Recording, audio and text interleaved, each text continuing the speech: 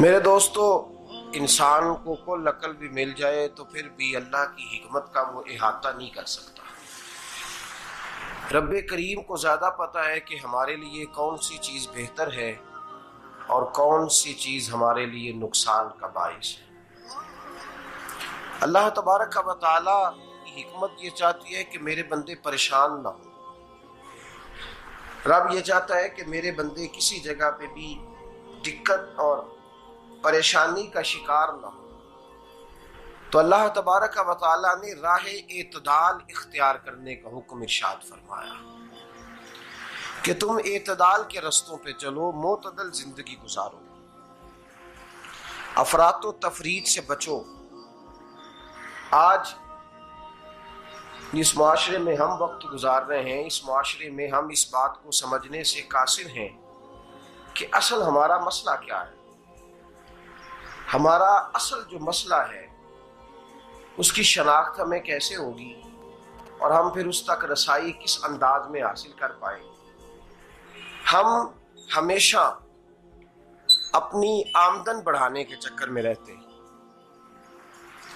एक काम और शुरू कर लें, पार्ट टाइम जॉब शुरू कर लें, कोई साइड बिजनेस उसका आगाज कर लें। हमारी जो दौड़ लगी हुई है वो लगी है काम बढ़ाने में, आमदन बढ़ाने में। हालांकि इस्लाम हमें ये कहता है कि तू आमदन बढ़ाने के चक्कर में ना पड़। असल बात यह है कि तू अपने खर्चे कंट्रोल कर।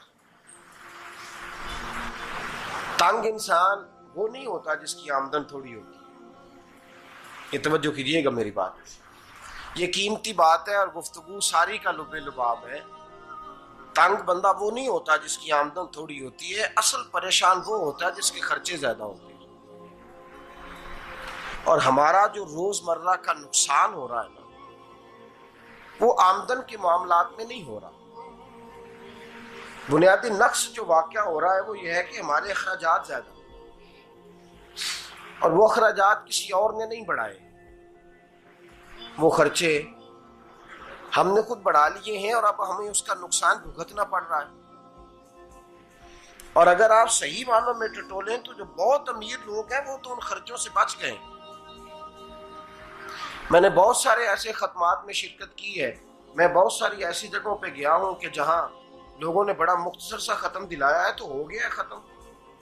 खत्म के मामले में कब किसी ने पाबंदी लगाई है कि उसमें 200 आदमी शरीक होगा तो तब ये साले सवाब सही हो सकेगा? कौन कहता है?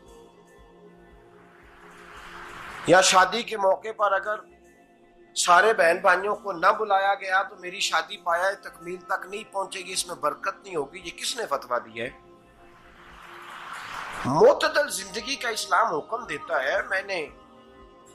मैं पढ़ रहा था कि एक बहुत बड़ा सदर है, गालबन सूडान के सदर की बात हो रही थी, तो अपने बेटे की बारात लेके गया तो 4 लोग गए हैं बारात, और 15 लोगों का उसने एहतमाम किया अपने घर में खाना खाने का। तो क्या शादी हो गई कि रुक गई? तो भाई राग अलापना इस बात का कि बड़ी परेशानी है, कोई साइड बिजनेस शुरू किया जाए फलान जगह फलान जगह फलान जगह। तो असल मामला ये है कि पहले एक बंदा कमाता है तो फिर भी घर ही चलता है, फिर बड़ा बेटा साथ शामिल होता है तो फिर भी घर ही चलता है, फिर मंझला बेटा शामिल होता है तो फिर भी घर ही चलता है।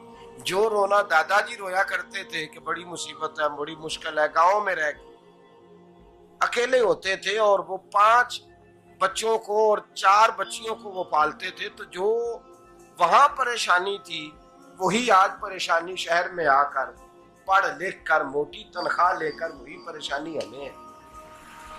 तो मैं जिस नतीजे पे पहुंचा हूं इसको पढ़ के, कुरान मजीद की चंद आयात को देखकर और इस मफहूम की जो हदीसें कुतुब हदीस में पाई जाती हैं और हमारे बुजुर्गों ने हमें जो मिजाज इस हवाले से दिया है, मैं इस नतीजे पे पहुंचा हूं कि मसला आमदन का नहीं, मसला खर्चे का है। हमारे खर्चे बुनियादी तौर पर ज्यादा, और अगर फिर हम ज्यादा बोझ खवातीन पे डालते हैं कि वो मुतालबे ज्यादा करती हैं। और अगर आप मुझसे पूछें तो खवातीन की भी अगर किसी जगह कोई आदत खराब होती है तो उसमें असल किरदार उसका होता है जो वो आदत खराब तो क्यों अपने गले से उतार के आप किसी के गले में बात डालने के चक्कर में है? वो खवातीन की तबीयत नहीं ऐसी है। असल बात यह है कि हमने आदत डाली है, हमने ये मिजाज उनको दिया है तो उनका बना है, न कैसे बन सकता। तो एतदाल जब तक जिंदगी में नहीं होता, पानी प्यास बुझाता है, लेकिन एक गिलास ही हो तो प्यास बुझाता है। बाल्टी को मुंह को लगाएगा तो कपड़े भिगो देगा उसके। हालांकि पानी बुरी चीज का नाम नेमत है ना, बहुत बड़ी अल्लाह की, लेकिन प्याले में ही अच्छा लगता है। कोई मटका मुंह को लगाएगा तो तंग होगा, प्याला ही बेहतर है उसके लिए। तो मेरे दोस्त, मटके से भी बाज़-औक़ात काम चल जाता है, लेकिन अगर कोई कहे नहीं मुझे दरिया ही चाहिए तो उसका तो घर बह जाएगा, सारा घर बह जाएगा उसका। हमें दरिया काबू करने का मूड बनाया हुआ है तो इससे घर बहा करते हैं, इससे घर बना नहीं करते। घर प्याले से पानी पीने से बनता है। अगर तू दरिया पे कब्जा करने का मूड बनाएगा तो घर बनेगा नहीं, घर बह जाएगा। आग ना हो तो खाना पक नहीं सकता, लेकिन हल्की आंच से खाना पकता है। और अगर आंच तेज कर दी जाए तो जी, करीने क्यास बात कर रहा हूं मैं, अकल से मावरा नहीं कर रहा। करीने क्यास समझाने के लिए मिसालें दे रहा हूं। हल्की आंच पे खाना पक जाता है और आग तेज हो तो खाना जल जाता है। तो खाना उतनी देर ही खाने के काबिल रहता है जब तक वो हल्की आंच पे पकता है। तू जितनी मर्जी तू कहता है नहीं मेरा गुजारे नहीं, आग तेज होनी चाहिए, तो मियां जल जाएगा, जल जाएगा। हवा न मिले तो सांस नहीं आती, ठीक है? ऑक्सीजन ना हो तो सांस है, हवा ना चले तो गुजारा नहीं होता। लेकिन अगर तेज जले ना,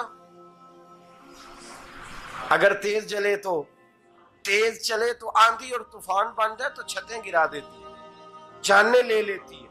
हम हैं तूफान के चक्कर में, हम हैं दरिया के चक्कर में, हम हैं बड़े नाव के चक्कर में। तो मियां हल्की आंच ही अच्छी है, याद रख।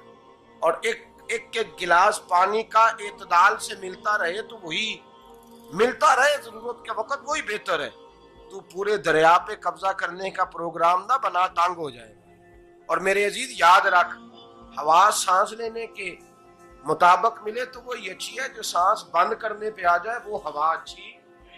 हमने चक्कर चला लिया है कि ज्यादा पैसा, रातों रात पैसा, लंबा पैसा, ये प्लाट भी मेरा, वो प्लाट भी मेरा, गुजरांवाला भी, गुजरात भी, लाला मूसा खाड़ी और पिंडी तक जहां मैं जाऊं मेरे नाम की तख्तियां लगी हुई होनी चाहिए। इस्लाम मना